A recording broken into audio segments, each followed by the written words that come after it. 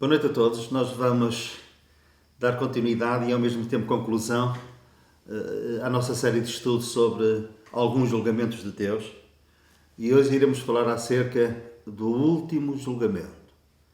E é com um grande temor e solenidade que nós vamos abordar este tema. Está narrado na Palavra de Deus em Apocalipse capítulo 20 e nós vamos ler esses versículos.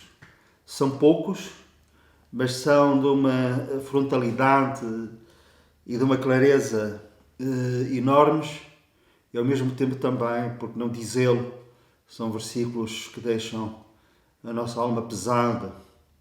Mas é uma verdade divina, é uma verdade bíblica e nós não vamos escamotear este assunto, por mais difícil que ele seja de ser tratado. Vamos ler então. Apocalipse capítulo 20, versículo 21. O último julgamento, também considerado por alguns como o juízo final. E vi um grande trono branco e aquele que nele se assenta, de cuja presença fugiram a terra e o céu, e não se achou lugar para eles. Vi também os mortos, os grandes e os pequenos, postos em pé diante do trono. Então se abriram livros. Ainda outro livro, o livro da vida, foi aberto. E os mortos foram julgados segundo as suas obras, conforme que se achava escrito nos livros. Deu o mar os mortos que neles estavam. A morte e o inferno entregaram os mortos que neles havia. E foram julgados, um por um, segundo as suas obras. Então a morte e o inferno foram lançados para dentro do lago de fogo. Esta é a segunda morte, o lago de fogo. E se alguém não foi achado inscrito no livro da vida, esse foi lançado para dentro do lago de fogo.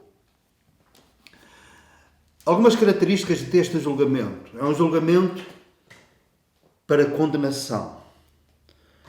Usando a linguagem do profeta Daniel, é um julgamento em que as pessoas ressuscitam para comparecer perante este julgamento para vergonha e desprezo eterno. A Bíblia faz referência a 3 ressurreições. Há a ressurreição a quando do arrebatamento, quando Jesus vier aos ares buscar a sua igreja, e os que ressuscitam são apenas aqueles que morreram em Cristo, os crentes pertencentes à igreja. Depois há uma outra ressurreição, antes do milénio, antes de iniciar o milénio. São os crentes do Velho Testamento que irão ressuscitar. E também todos aqueles crentes que não pertencem ou que não pertenceram à Igreja Corpo de Cristo. E agora há este julgamento depois do milénio, depois daquela rebelião em que as nações, depois de Satanás ter sido solto, se amotinaram contra Jesus. Neste julgamento nós vemos que todos estão diante do trono de pé. Mas o julgamento será individual. O versículo 13 diz: e foram julgados um por um. E neste dia tudo aquilo que foi feito secretamente, de uma forma encoberta, será tornada pública. Vão-se abrir os livros. E vai-se abrir o livro da vida. Com que finalidade? Há quem diga que o livro da vida vai ser aberto para mostrar a cada um o espaço em branco que seria preenchido com o nome dele se ele tivesse crido em Cristo. Ou então, alguns também advogam que o livro vai ser aberto e vai-se ver ali o nome, mas é um nome arriscado, porque não creu na pessoa e obra do Senhor Jesus. De qualquer maneira, o que não está lá, de uma forma nítida, o nome que não estiver lá, será condenado. A base deste julgamento, o versículo 13 diz-nos que cada um será julgado pelas obras. Isto não se trata de uma salvação ou de uma condenação por causa das obras. Os crentes vão comparecer perante o tribunal de Cristo e vão ser premiados, galardoados ou não, conforme as suas obras. Mas eles já estão salvos. Agora, os perdidos vão comparecer diante do trono branco de Deus e serão julgados pelas suas obras, não para ver se vão ser salvos ou se vão ser condenados, mas para ver o grau de condenação. Não lemos que haja aqui qualquer argumentação. Não porque Deus irá impedir que as pessoas falem, não. Quando se abrirem os livros, os mortos foram julgados segundo as suas obras, conforme o que se achava escrito nos livros. Portanto, vai-se abrir o livro da vida e vão-se abrir os livros. E nesses livros estão registadas as obras de cada um. E o sentimento de justiça e da santidade de Deus será tal. A justeza desse julgamento será tão evidente mediante aquilo que está escrito nos livros, que toda a boca vai ficar calada diante de Deus. E cada um irá assumir a justeza da sua condenação. Para sempre longe de Deus. Isto é algo que traz pesar ao nosso coração. Por isso é que eu quero acabar esta série de estudos sobre julgamentos com um apelo. Um apelo que vem cá de dentro, do coração, da alma. E o apelo é este. Deus odeia o pecado. Devido à sua justiça e à sua santidade, nós não vamos usar um termo diluído, água com açúcar. Não. Deus odeia o pecado, mas ama o pecador. Então, para que a sua justiça, a sua santidade sejam satisfeitas, alguém tem que ser castigado devido ao pecado. Mas os meus pecados, os seus pecados, todos eles e cada um foram julgados na pessoa do Senhor Jesus. Por isso é que o Evangelho diz que Jesus morreu pelos nossos pecados. E o castigo que deveria cair sobre nós caiu sobre Jesus. Então, se nós, com o coração, crermos que Jesus foi o nosso substituto na cruz do Calvário, e se com a nossa boca confessamos que Ele é o Senhor, confessamos que Ele é o único mediador entre Deus e os homens, confessamos que o seu sangue tem poder suficiente para nos purificar de todo o pecado, e cremos em Jesus assim, segundo as Escrituras. Aquele que crê em mim, disse Jesus, assim não entrará em julgamento, não entrará em condenação, não entrará em juízo. Aqueles que creem em Cristo não vão comparecer perante este grande trono branco de Deus. Não vão comparecer neste julgamento.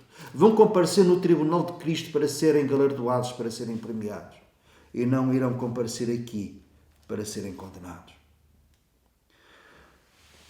O apelo é este. Hoje mesmo. Entrega a tua vida confiadamente. Aquilo que de mais precioso tens é a tua alma e a eternidade que está diante de cada um de nós.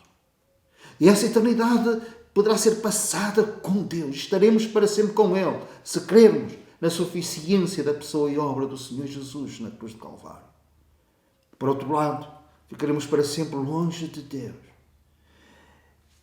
E um dia compareceremos neste grande trono branco de Deus, neste lugar de julgamento e de condenação. E iremos ouvir da boca de Deus o grau da nossa condenação. Esta é a realidade bíblica. Gostaria de acabar esta série de outra forma.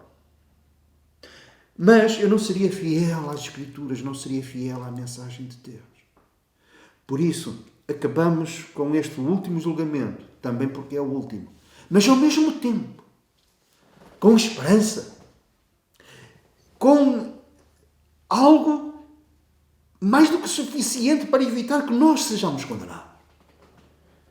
Quando nós nos relacionamos com Deus por meio de Cristo, e como disse atrás, confiamos única e suficientemente nele. Que seja essa a sua experiência. E para si não haverá juízo, não haverá condenação, não haverá este julgamento. Que o Senhor abençoe ricamente a sua alma e a sua vida. Permita-me que faça uma curta oração. E se achar bem, pode também, com estas palavras ou com outras palavras, entregar-se verdadeiramente a Deus. Confiar-lhe a sua alma.